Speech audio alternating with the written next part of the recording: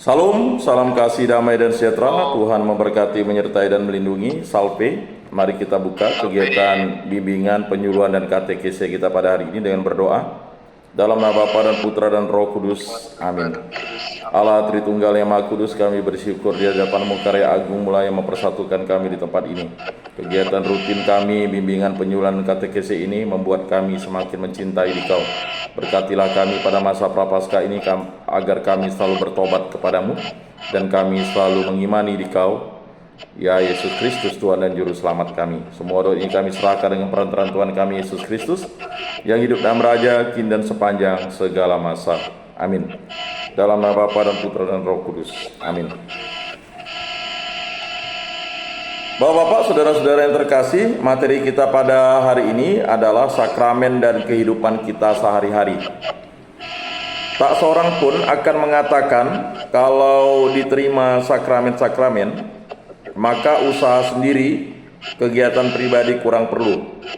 Kalau seorang mengaku dan turut perjamuan misa, maka kurang perlu melatih diri dalam perjuangan melawan dosa. Soal yang sudah kita dengar ialah apakah komuni kerinduan dapat menggantikan sakramen Ekaristi dengan tidak adanya rugi? Apakah memeriksa batin dan tobat hati adalah sama hasilnya dengan sakramen pengakuan? Bapak-bapak, saudara-saudara yang terkasih, tentu bukan prinsip yang benar makin sering menerima sakramen, makin lebih banyak rahmat diberikan. Ya. Yaitu menurut bilangan penerimaan sakramen-sakramen. Itulah sebabnya gereja hanya sehari mengizinkan penerimaan komuni. Jadi setiap orang yang beriman, terutama beriman Katolik, itu diizinkan sehari menerima sakramen, yaitu sakramen komuni, ya, diizinkan.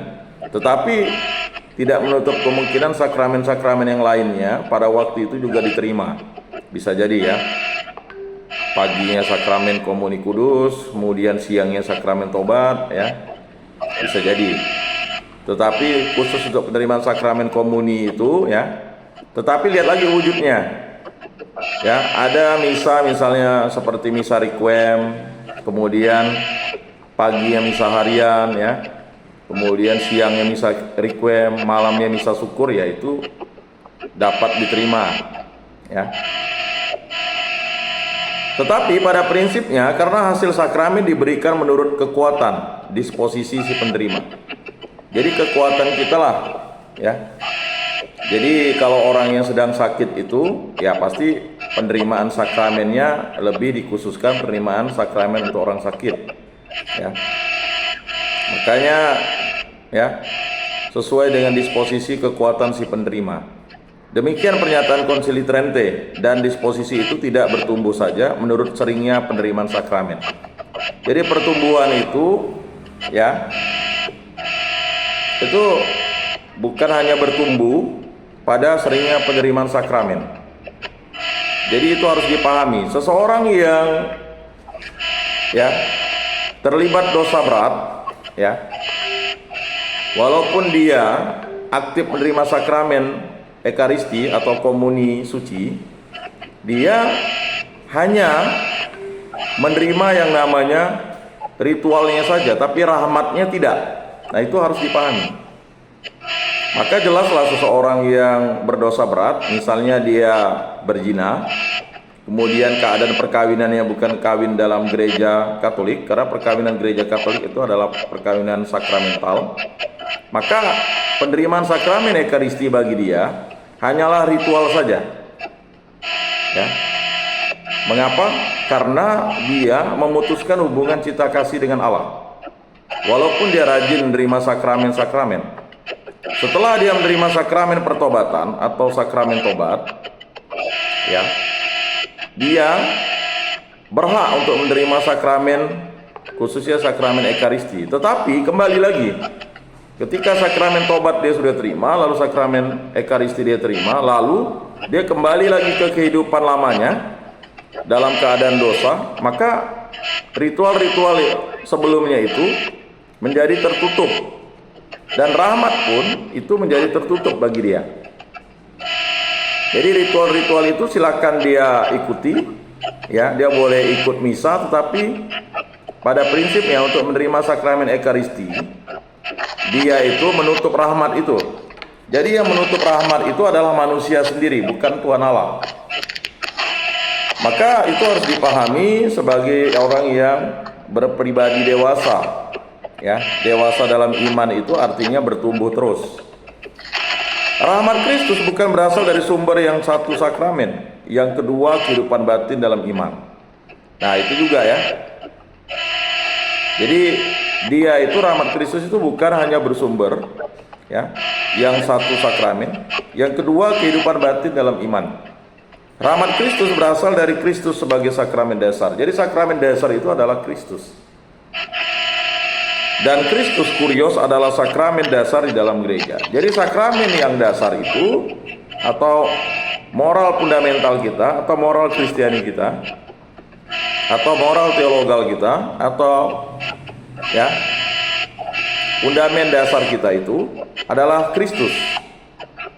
Jadi menerima sakramen berarti menerima Kristus. Jadi bagi orang beriman, tanda rahmat ilahi itu adalah Kristus. Jadi sia-sialah iman kita kalau kita tidak menerima Kristus sebagai Tuhan dan Juru Selamat kita. Karena ya, dasar dari rahmat itu adalah Kristus sendiri. Nah, jadi jelas ya, segala rahmat artinya segala hubungan dengan Allah berasal daripada gereja, tubuh Kristus. Jadi hubungan kita dengan Allah melalui perantaraan Kristus dan dari di dalam gereja. Dan untuk itu kita harus memahami itu sebagai satu kesatuan utuh, bahwa berhubungan dengan Allah harus melalui Kristus. Tidak bisa orang lalu menghindari Kristus untuk berjumpa dengan Allah, walaupun pada prinsipnya ada orang-orang yang tidak mengimani Kristus sebagai Tuhan dan Juru Selamat. Tetapi sesungguhnya bagi kita orang Kristiani, kita telah disingkapkan rahasia terbesar, yaitu bahwa Kristus itu adalah Allah. Yesus Kristus itu adalah Tuhan dan Juru Selamat. Nah, bagi orang yang tidak mengerti, memahami dan mengimani, memang itu akan sulit sekali, karena orang itu ya belum dibaptis atau tidak dibaptis, atau dibaptis dia menolak baptisannya lalu menjadi anti Kristus, dan dia menolak kemesiasan atau Kristus itu. Jadi dia menolak Mesias atau Kristus itu. Jadi seseorang yang menolak Mesias atau Kristus itu tidak juga dikatakan dia orang yang pindah agama, tetapi juga dia misalnya beragama Katolik atau Protestan atau beragama Kristen, ya, dia itu bisa disebut menolak Kristus kalau dia tidak lagi